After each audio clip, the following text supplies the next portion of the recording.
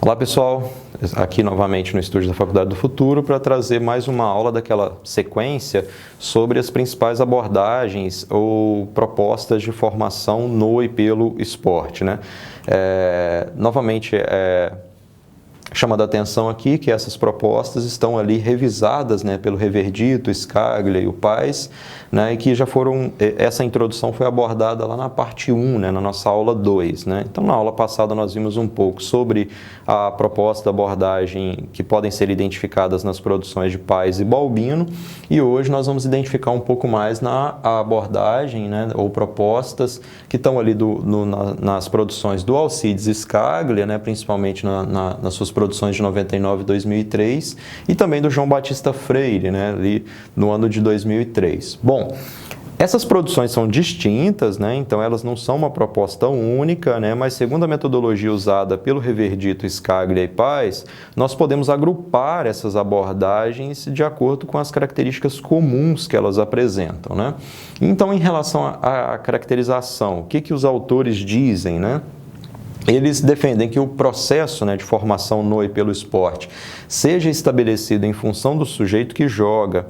Então, o que nós podemos concluir com isso? Que não dá para ter uma metodologia de gaveta, né? Não dá para eu puxar da gaveta ali um método pronto para ser utilizado com N sujeitos. Não existe, então, receita de bolo. O que o professor deve fazer, o que as instituições que buscam formação a partir do esporte devem buscar, é a ideia de que, a partir do grupo e das suas características, a partir dos sujeitos que integram esse grupo, é que se deve construir uma proposta metodológica para a formação no e pelo esporte. Eles defendem também que a prática pedagógica é que deve sustentar a intervenção no e pelo esporte, e ela deve se dar, essa prática pedagógica deve se dar principalmente a partir da diversidade. Então, a diversidade que compõe esse grupo. Então, novamente, outros autores chamam a atenção para a necessidade de se compreender que não existe um sujeito padrão que vai integrar os grupos buscando formação no e pelo esporte, mas que há uma diversidade que está presente na sociedade e que também vai compor a diversidade desse grupo com a qual nós vamos trabalhar, né? Então, isso torna relevante um posicionamento não preconceituoso, não intolerante para o trabalho com esses grupos, né? Ainda a partir dessa questão dos princípios pedagógicos, né, ela pressupõe, então, que deve-se ensinar esporte a todos, né? Então, o esporte é uma prática corporal, né, é uma produção da cultura humana que ele não pode estar relegado apenas a um grupo ou a outro grupo, né? Ele não pode ser negado a um grupo em função das suas características étnicas, culturais, religiosas, de orientação sexual, né? É preciso ensinar o esporte ao grupo na sua totalidade. E aí, uma coisa interessante é que não é só ensinar o esporte a todos, mas também é preciso ensinar bem o esporte a todos. Então, para isso, precisa de metodologias e mecanismos de intervenção específicos, né? Porque o esporte, ele não, novamente, né, outros autores também chamando a atenção que o esporte não está isolado da sociedade. Então, é preciso ensinar mais que esportes nesse processo de formação, né? E, principalmente, ensinar a gostar de esportes, né? E para isso também a metodologia é fundamental. Segundo os autores, o aprendizado ele deve acontecer na interação, né? Então é uma proposta de característica mais interacionista, e agora a gente vai ver o que significa esse interacionismo defendido pelos autores. Essa interação vai se dar entre a capacidade de aprender, né? Seria um pouco daquela ideia do potencial que o sujeito tem de aprender, e das diferentes produções culturais que já existem, né? Então, o sujeito tem uma determinada capacidade de aprender e, quando ele tem contato com as diversas produções culturais, esse potencial se manifesta.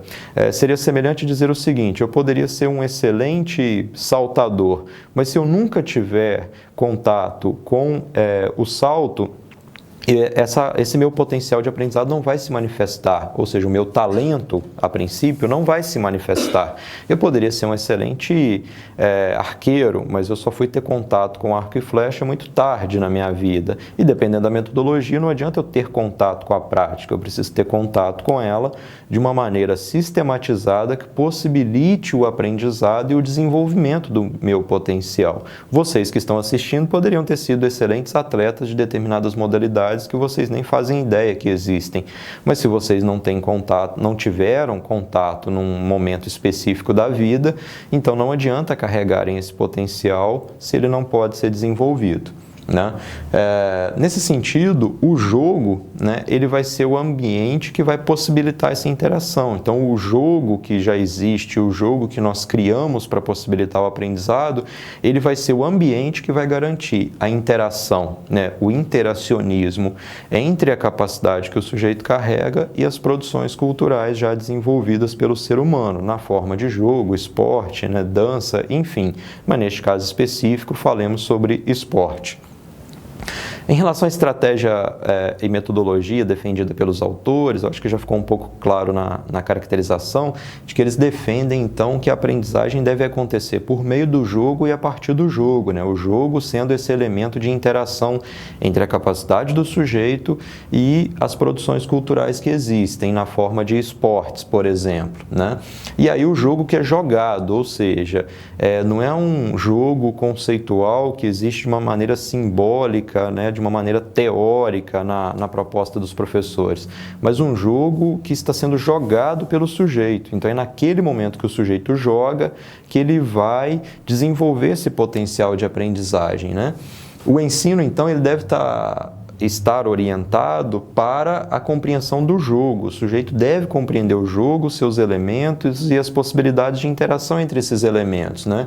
Com que objetivo, né? Com o desenvolvimento da capacidade tática, que ela está principalmente relacionada à capacidade cognitiva, né? Tem até uma citação interessante, quando o Daniel Alves estava no Barcelona, aquele Barcelona do Pep Guardiola, ele dizia que ele não saía cansado fisicamente dos treinos, mas ele saía cansado mentalmente, cognitivamente, porque o jogo desafiava muito a sua capacidade de pensamento, então ele saía exausto dos treinos, né, pela problematização que era proposta pelo técnico. Então, mesmo no esporte de altíssimo rendimento, né, o Barcelona, aí, uma equipe que marcou época, é possível ainda pensar nos elementos formativos, né? O sujeito ainda está sendo formado, né? E em direção à especificidade técnica, né, motora específica de cada modalidade esportiva. Então, primeiro se deve ter uma preocupação com o desenvolvimento da capacidade tática ou cognitiva, o sujeito ser capaz de tomar decisão, de fazer antecipação em relação a essas decisões e tomar a decisão propriamente dita, né? Isso, então, deve privilegiar situações de jogos, né, que envolvem brincadeiras populares, né, da cultura infantil. Então, são aqueles elementos que naturalmente já fazem parte da cultura infantil, seja na forma de uma queimada, de um pique-bandeira, seja na forma de pequenos jogos com bola. Esses jogos já fazem parte da cultura da criança. Quando o professor traz isso para dentro do processo de formação no e pelo esporte, ele está levando em consideração o conhecimento da criança. E ao levar em consideração o conhecimento da criança, ele privilegia o que pode ser chamado por outros autores que não estão aqui citados de aprendizagem significativa, ou seja, a criança aprende melhor, o sujeito aprende melhor aquilo que está mais próximo dele, aquilo que faz parte do seu universo cultural, né? E que devem ser, claro, metodicamente orientados pela ideia de jogo-trabalho. Por favor, entendam jogo-trabalho aqui, não trabalho numa perspectiva laboral, mas jogo-trabalho no sentido de tarefa a ser desenvolvida pelo sujeito que está integrando o grupo, né? Então, qual que é a tarefa, né? Vulgarmente, nós chamamos, às vezes, num plano de aula, essas tarefas de atividade, mas atividade é um conceito bastante vulgar, bastante superficial. Queria remeter aqui a um conceito da aprendizagem motora, né? A tarefa que está sendo realizada pelo sujeito. Então, não é uma perspectiva de jogo-tarefa, ok? Na fundamentação, então, ambos os autores buscam fundamentações muito parecidas, e eu deixei em destaque ali a principal característica, né, que é a interação ou o interacionismo, né? Eles vão se apoiar, então, nas abordagens interacionistas, né, na interação entre a capacidade de aprender e as produções culturais, né? E pensando nessa perspectiva do pensamento sistêmico complexo. Isso aqui não é um bicho de sete cabeças, né? A ideia de pensamento sistêmico remete ao jogo como um sistema próprio, né? Então, no jogo, nós desenvolvemos interações que são independentes daquelas que nós desenvolvemos na sociedade. Então, o jogo é um sistema próprio, né? Ele tem uma organização própria em relação à vida fora dele. E ele é complexo, né? As decisões que nós tomamos, né? As relações de cooperação, oposição, que são contextuais ali, ora é de oposição, ora é de ataque, ora é de defesa, ora é de transição, ora nós cooperamos para atacar, ora nós cooperamos para defender, ora nós estamos em oposição a um outro determinado grupo. É por isso ele tem uma característica complexa, né? Então, é um pensamento sistêmico complexo. O jogo tem uma organização própria e ele guarda uma complexidade em relação à interação desses elementos, né? E as exigências de pensamento e tomada de decisão que ele tem sobre os sujeitos, né? Então, isso vai ser a base, né, da teoria do jogo.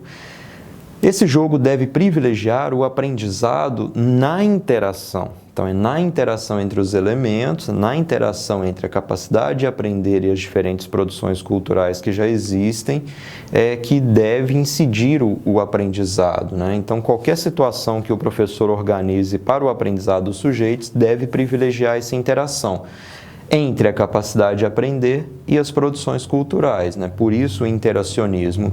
O jogo, então, ele deve se constituir enquanto um ambiente que garante essa interação, possibilitando o desenvolvimento da capacidade do sujeito.